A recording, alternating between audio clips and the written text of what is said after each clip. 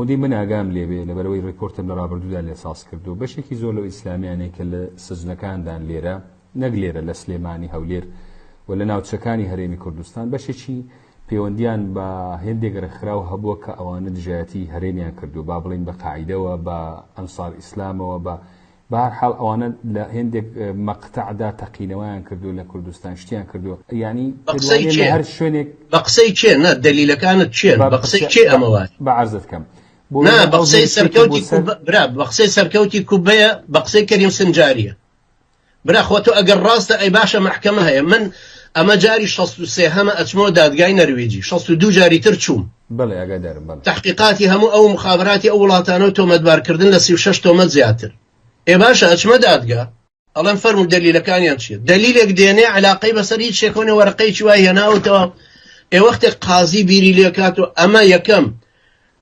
فعلی ئیجرامەکەی پێ ناچەسپێ چونکە ئێمە دووشت هەیە هەم لە ئیسلام هەم لە قانونی ئەوروپیە وایە یەکەم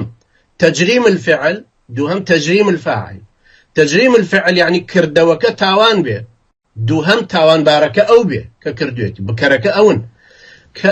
ئەمانە نەیانتوانی لە مەدای ئەم هەموو ساڵەیە برایکی بەڕێزمان لە زیندانی یەکێتی بوو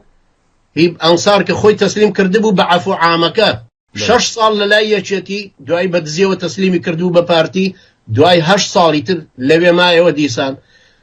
داوای فتوایان لە من کرد بۆ ژنەکەی وتم شوو بکاتەوە چونکە 14 ساڵ ئێمە هیچ ئەسەرێکی نادۆزینەوە کەچی دوای ڕەمەزان خەبەری هات کەوا زیندووە ماوە لە لای پارتی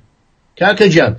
ئێمە قسەکەمان لەسەر ئەوە نییە کابرا متەفەجراتی هەڵگرتووە ئەوەی متەفەجراتی هەڵگرتووە هاتووە بۆ مردن چ جای زیندان بەڵام ئەو کەسەی تر کە گیراوە بەم تۆمەتە سەخیفە بۆی مەشروعی ئەمریکایی بچێتە پێش بۆی مەشروعی ئەڵمانیەتەکەی خۆی بگرێ نابێ شتەکان تێکەڵ بکەین ئەبێ مەزلومەکانی ئێمە لە زیندان بێنە دەرەوە بەیانیشیان بۆ دەرکرێ ڕەدی اعتیبار تەعویزیشیان بدرێتەوە من 4 مانگ لە هۆڵندا سجن بووم تعویزیان دامەوە بەڵێ فەرموو بەڵێ